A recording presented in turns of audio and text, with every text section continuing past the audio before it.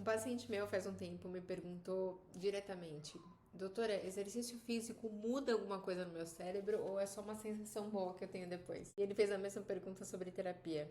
Existe uma linha de pesquisa mostrando que exercício e psicoterapia mexem em como os nossos genes são lidos, não no DNA em si, mas em como o DNA é usado dentro do nosso corpo.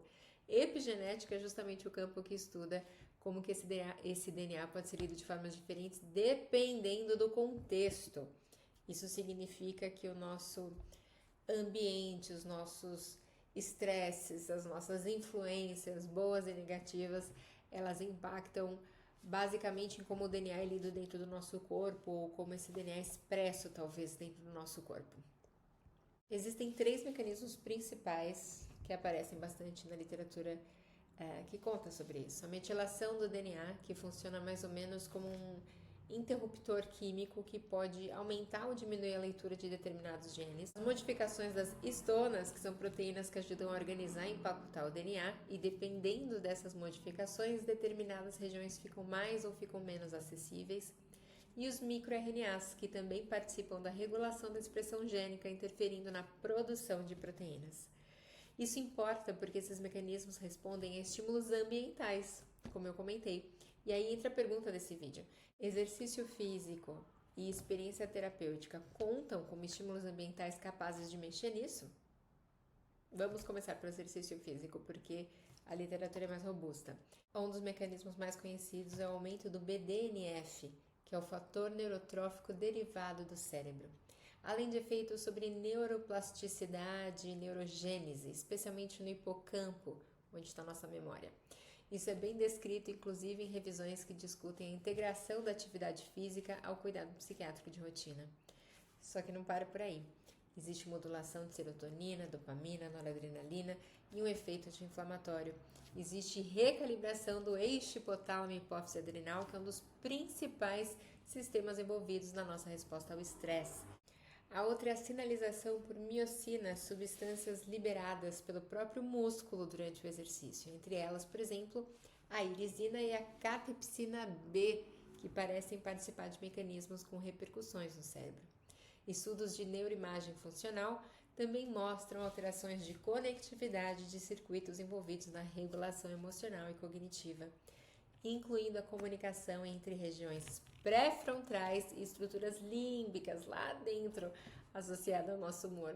Mas aqui existe uma ressalva importante: boa parte do nosso conhecimento detalhado sobre esses mecanismos ainda vem de estudos experimentais e estudos em animais.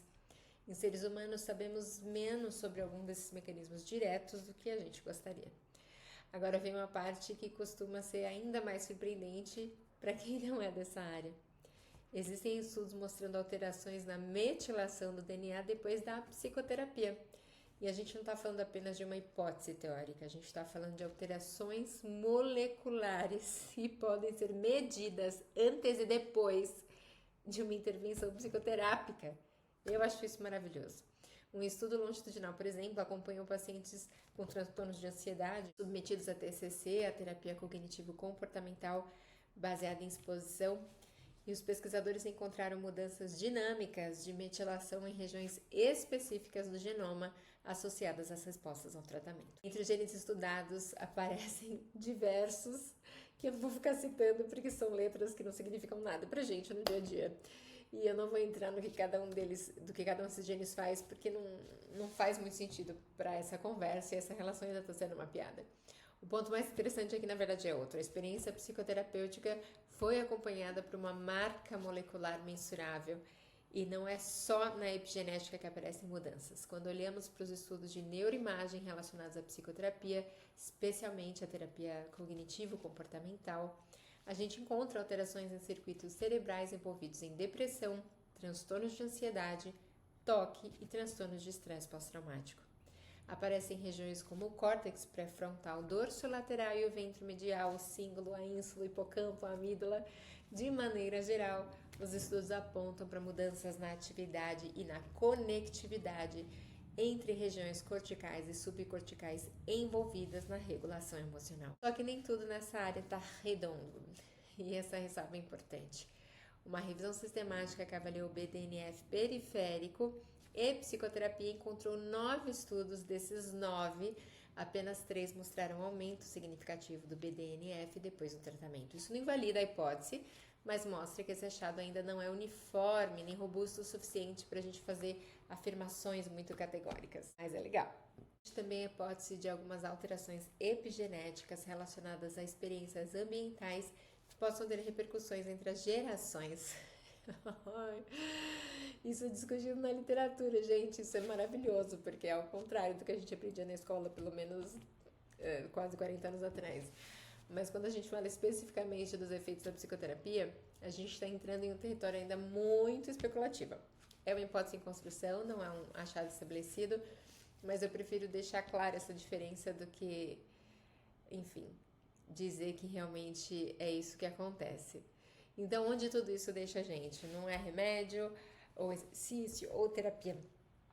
Essas intervenções podem atuar por caminhos diferentes e, ao mesmo tempo, convergir em algumas vias biológicas relacionadas à neuroplasticidade, à resposta ao estresse e à regulação da expressão gênica. Isso não é motivo para abandonar nem o remédio, nem a terapia, ou falar para fazer isso ou só aquilo, enfim. É um motivo mais para levar o exercício e a psicoterapia a sério como intervenções capazes de produzir efeitos biológicos mensuráveis e não simplesmente como hábitos saudáveis. E muito menos como uma questão de força de vontade. Voltando à pergunta daquele meu paciente, exercício muda alguma coisa real no nosso cérebro? Sim, e a psicoterapia também. E as experiências que a gente vive, inclusive aquelas produzidas deliberadamente por uma intervenção terapêutica ou pela atividade física, podem se traduzir em mudanças no funcionamento do nosso cérebro. E, em alguns casos, até marcadores moleculares mensuráveis. A ciência ainda está entendendo quais dessas alterações são causa, são consequência ou simplesmente marcadores associados à melhora clínica. A gente ainda está entendendo o tamanho, a duração e a relevância de muitas dessas mudanças. Mas talvez seja justamente a parte mais interessante, a fronteira entre aquilo que a gente chama de psicológico e aquilo que a gente chama de biológico é muito menos rígida do que parece.